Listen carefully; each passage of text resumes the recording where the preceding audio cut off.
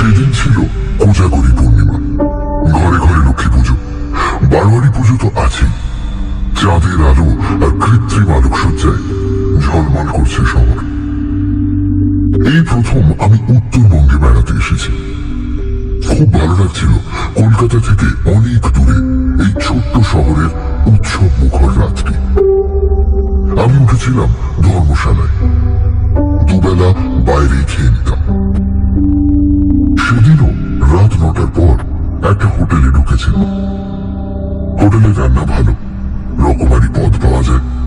শুক্তো থেকে শুরু করে মাছের মাথা দেওয়া মুগ ডাল, পুঁই ডাঁটার চচ্চড়ি, কপির তরকারি, রুই, পার্শে, ভেটকি, নানা রকম মাছ, ডিমের ডালনা, মাংস, কোনো কিছুই বাদ নেই। আমি এক কোনায় জানলার ধারে একটা টেবিলের সামনে বসলাম। মুখোমুখি দুটো চেয়ার, দুজন বসে খেতে পারে। আমি জানলার দিকে পিঠ রেখে বসেছিলাম। হোটেলের একটা ছেলেকে ডেকে ভাত, তরকারি আর পাবদা মাছের ঝোল দিতে বললাম। ছেলেটি বলল একটু দেরি হবে, ভাত ফুরিয়ে গেছে, উনুনে আবার হাঁড়ি চাপানো হয়েছে। খদ্দেরের বেশ ভিড়। আমার আগে এসেও অনেকেই ভাতের আশায় বসে আছেন। ঠিক তখনই একজন ঢ্যাঙা মতো লোক আমার টেবিলের সামনে এসে দাঁড়ালেন।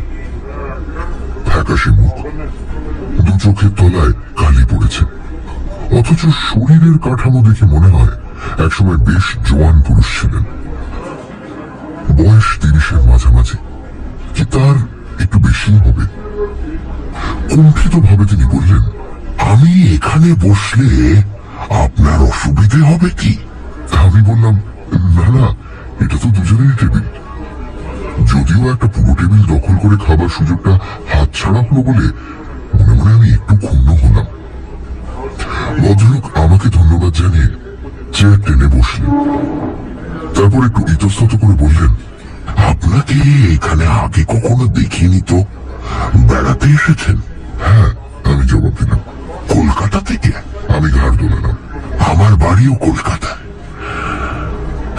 গত 7 বছরে একবারও যাওয়া হয়ে ওঠেনি। কলকাতার কোথায় আপনার বাড়ি? আমি ভদ্রতার খাতিরে জিজ্ঞেস করলাম।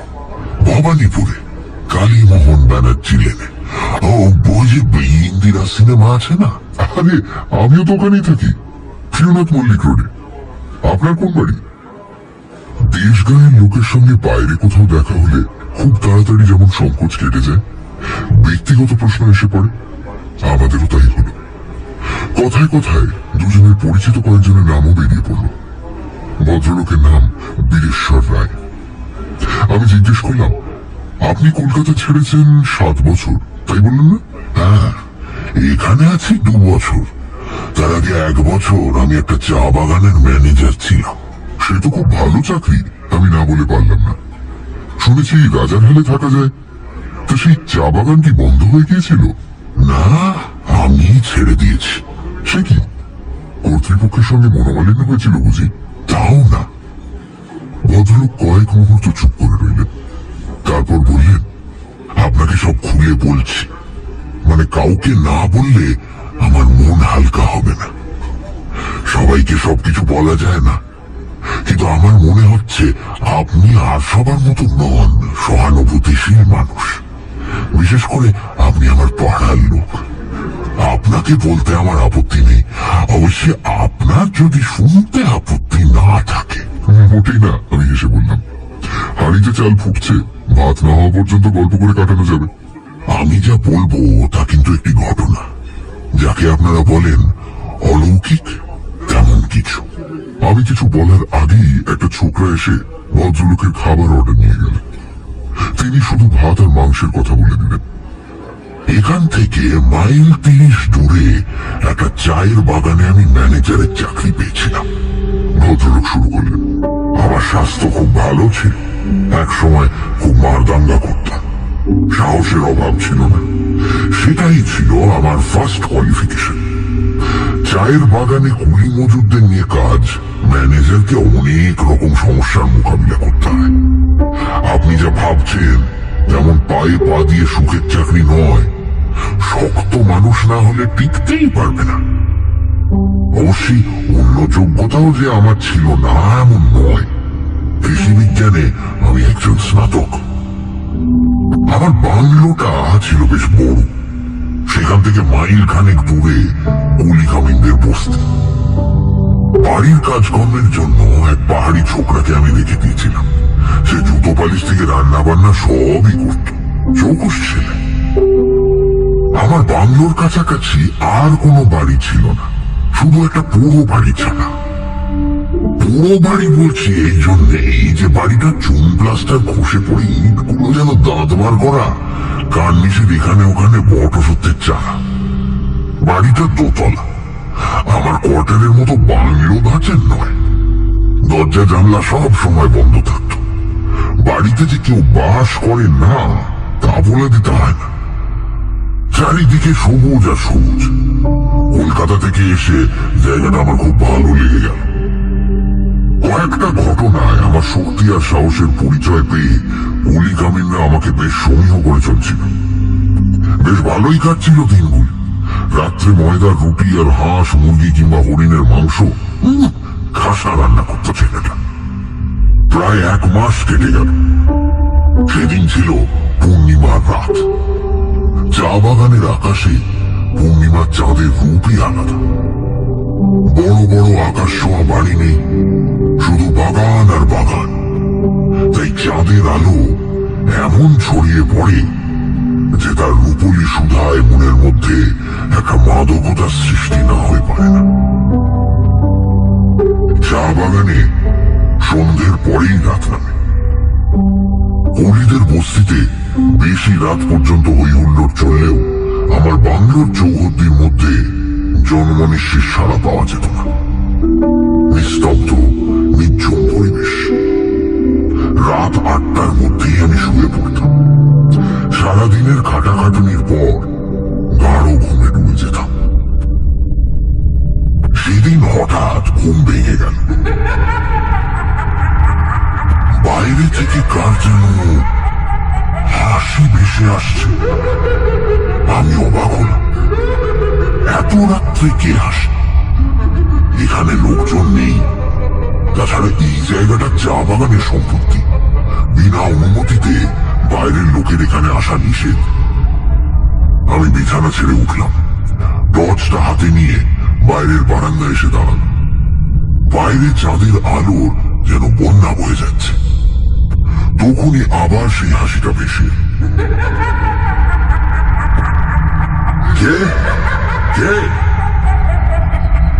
আমি বারান্দা থেকে নেমে পড়লাম। চারিদিকে খুঁজলাম, কিন্তু কাউকে দেখতে পেলাম না। হাসিটা যেমন হঠাৎ শুরু হয়েছিল তেমন হঠাৎই বন্ধ হয়ে গেল। আমি চিন্তিত মনে ঘরে ফিরে গেলাম। ঘড়িতে দেখলাম 10:15। পরদিন আমার কাজের ছেলেটাকে জিজ্ঞেস করলাম রাত্রে সে কারো হাসি শুনেছে কিনা। সে বলল শোনেনি। আমি ভাবলাম কুলি মজুদের কেউ হয়তো নেশা করে কাছাকাছি কোথাও এসেছিল, তার হাসি শুনেছি। ব্যাপারটা আমি মন থেকে মুছে ফেললাম। আমার কাজকর্মে মালিক পক্ষ খুব খুশি। একটা চিঠিতে সে কথা জানাতে তারা কার্পণ্য করলেন না। আমার ভবিষ্যৎ যে উজ্জ্বল সেটা বুঝতে আমারও বাকি রইল না। আরো 1 মাস কেটে গেল। আবার এলো পূর্ণিমা। সেদিন রাত্রেও আমার ঘুম ভেঙে গেল। বিছানায় শুয়ে শুয়ে শুনতে পেলাম সেই হাসির শব্দ। বিকট সে হাসি। প্রকৃতিস্থ মানুষের যে নয় তা বুঝতে কষ্ট হয় না। সাধারণ কেউ হলে হয়তো ভয়ে শিখিয়ে যেত, কিন্তু আমি ছিলাম অন্য ধাতুতে পড়া। ঘড়িতে দেখলাম রাত 10টা। একটা মোটা লাঠি আর টর্চ নিয়ে আমি বেরিয়ে পড়লাম, কিন্তু কাউকে খুঁজে পেলাম না।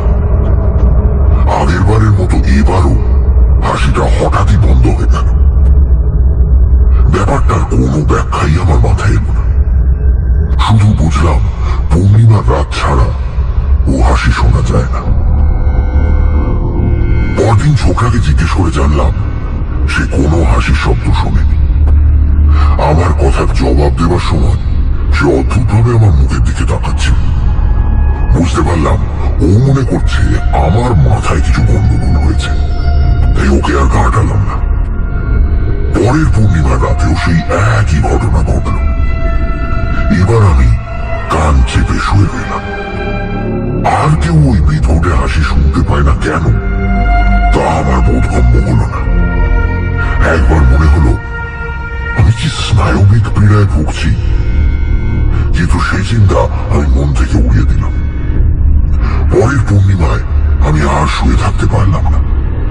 হাসির রহস্যটা আমাকে জানতেই হবে, নইলে আমি হয়তো পাগল হয়ে যাব। সেদিন রাতে ইচ্ছে করেই আমি জেগেছিলাম, তাই হাসি শুরু হতে বিছানা ছেড়ে বেরিয়ে পড়লাম। হাসির শব্দটা যে দিক থেকে আসছিল সেদিক লক্ষ্য করে আমি ছুটলাম। হাসিটা হঠাৎ বন্ধ হয়ে গেল। ততক্ষণে আমি পৌঁছে গেছি সেই পুরো বাড়িটার কাছে। এবার বুঝতে পারলাম হাসিটা আসে ওই বাড়ি থেকে। কিন্তু ওটা পরিত্যক্ত, কেউ থাকে বলে শুনিনি, কাউকে চোখেও পড়েনি। তবে কি রাতে দস্যু লোকেরা ওখানে এসে জড়ো হয়? চোরাই কারবারিদের একটা গোপন আড্ডা। বাড়ির সব জানলা দরজা বন্ধ, সদর দরজায় বড় এক তালা। ভেতর থেকে ক্ষীণ আলোর রেখাও চোখে পড়ছে না। আমি কি করবো মনস্থির করতে না পেরে ফিরে এলাম। পরদিন আপিসে একজন পুরনো কর্মচারীকে জিজ্ঞেস করলাম ওই বাড়িটা সম্বন্ধে কিছু জানেন কিনা। তিনি এক চমকপ্রদ ঘটনা শোনান। বছর 40 আগে ওই বাড়িতে দুই ভাই থাকত। তাদের সম্বন্ধে বিশেষ কিছু জানা যায়, লোকজনের সঙ্গে মেলামেশাও তারা করত না। ওই বাড়িটা ছিল টি এস্টেটের মালিকানার বাইরে।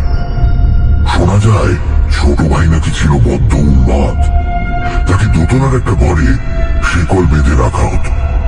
তাকে দেখাশোনার জন্য একজন লোক ছিল। সেই উন্মাদ ভাই মাঝে মাঝে হিংস্র হয়ে উঠত। বিশেষ করে পূর্ণিমার রাতে বেড়ে যেত তার পাগলাম। তখন তাকে চাবুক মারা হতো। চাবুক খেত আর অট্টহাসি হাসত সেই ভাই। ভয়ঙ্কর ছিল সেই হাসি। ওই ভাইয়ের জন্যই নাকি দাদা লোকালয় ছেড়ে এই নির্জন অঞ্চলে বাসা নিয়েছিল। তারপর একদিন পূর্ণিমার রাত্রে সেই উন্মাদ ভাই তাকে যে দেখাশোনা করত তাকে আক্রমণ করে। সে তখন ঘুমিয়েছিল। আচমকা আক্রমণে সে প্রথমে কাবু হয়ে পড়েছিল, কিন্তু সেও ছিল খুব বলিষ্ঠ। সেদিন রাত্রে আবার দাদা ওখানে ছিল না, দরকারি কাজে শহরে গিয়েছিল। পাগল সেই লোকটির গলা চেপে ধরেছিল। আত্মরক্ষার জন্য সেও পাগলের গলা চেপে ধরল। পরদিন সকালে দাদা ফিরে এসে দেখে দুজন দুজনের গলা টিপে মাটিতে পড়ে আছে। দুজনেই মৃত। তারপর থেকেই বাড়িটা ওভাবে পড়ে আছে। দাদা সেই যে চলে গিয়েছিল আর ফিরে আসে। এই হলো বাড়ির ইতিহাস। পরের পূর্ণিমায় আমি শহরের এক চা ব্যবসায়ীকে নেমন্তন্ন করলাম। রাত্রে খাওয়া দাওয়া করবেন, থাকবেন। খানা পিনার আয়োজনটা আমি ভালোই করেছিলাম। ইচ্ছে করে সেদিন দেরিতে খেতে বসলাম। খেতে খেতে গল্প করছিলাম। ভদ্রলোক গুজরাটি। কেমন করে কপর্দহীন অবস্থা থেকে বিরাট ব্যবসার মালিক হয়েছেন সেই গল্পই করছিলেন।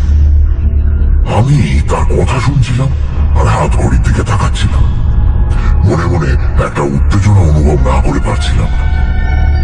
ঠিক 10টার সময় ভেসে এলো সেই বিকট হাসি। আমি গুজরাটি ভদ্রলোকের মুখের দিকে তাকালাম। তিনি কিন্তু নির্বিকার, খাচ্ছেন আর তার জীবনী বলে যাচ্ছে। আমি একটু উত্তেজিত হয়েই বললাম, শুনতে পাচ্ছেন? কি?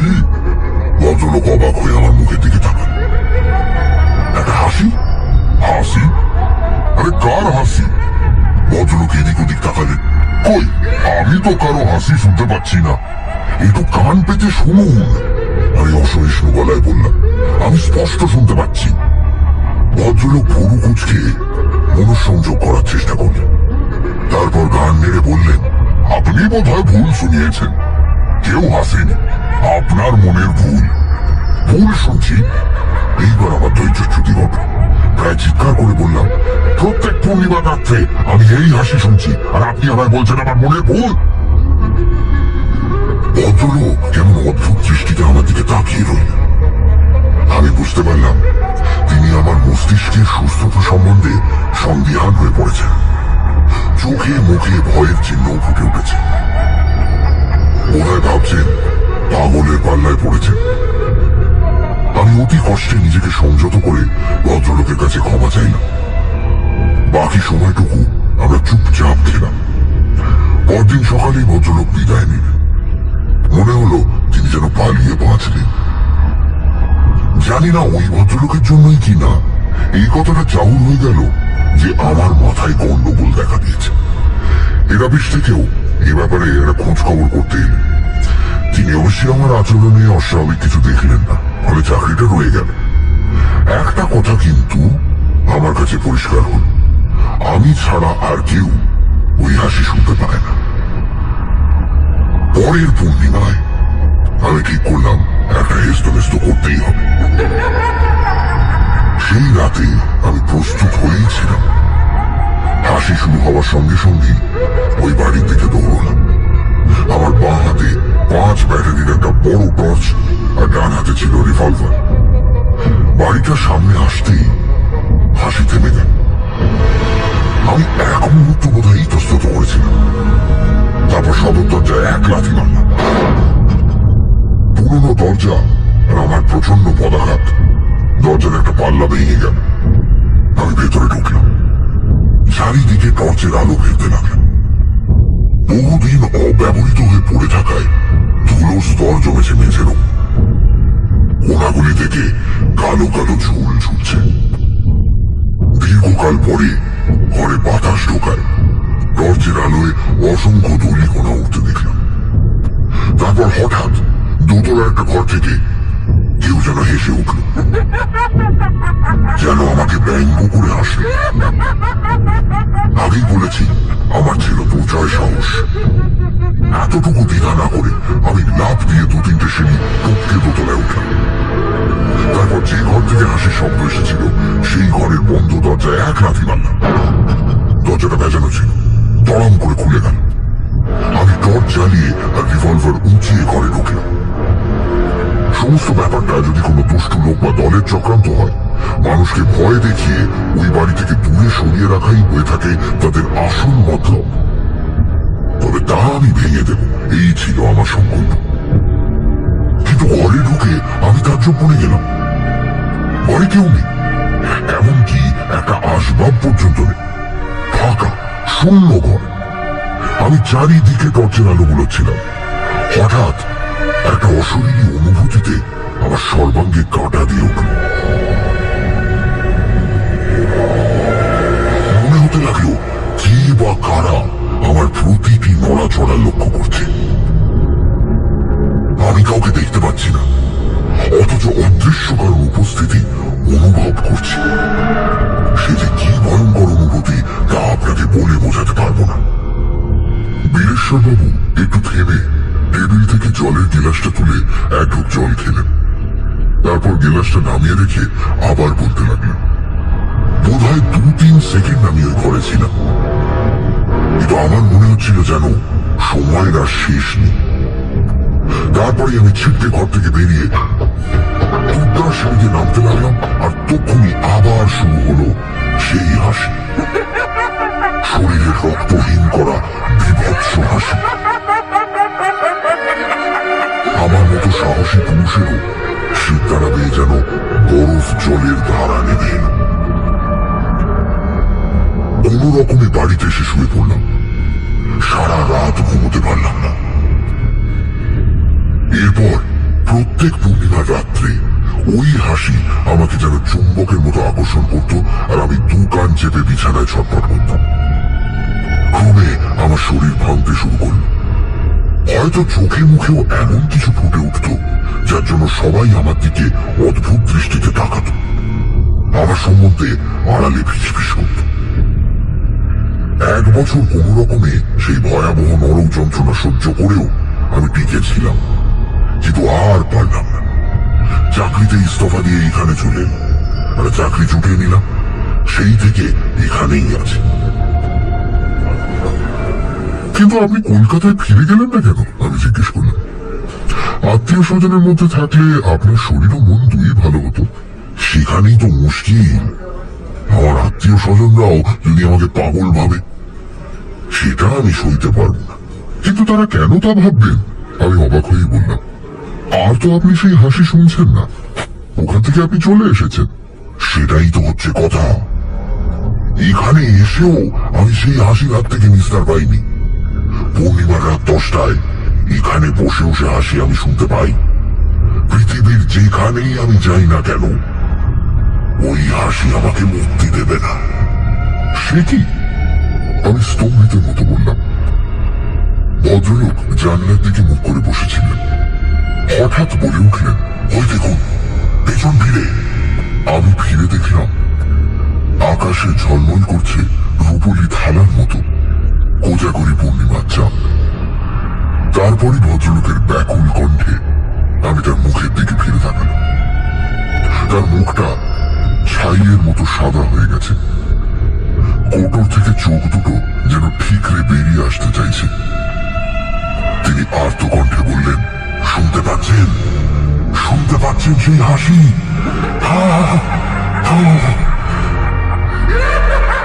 আমি হাত ঘড়ির দিকে তাকিয়ে দেখলাম রাত 10টা।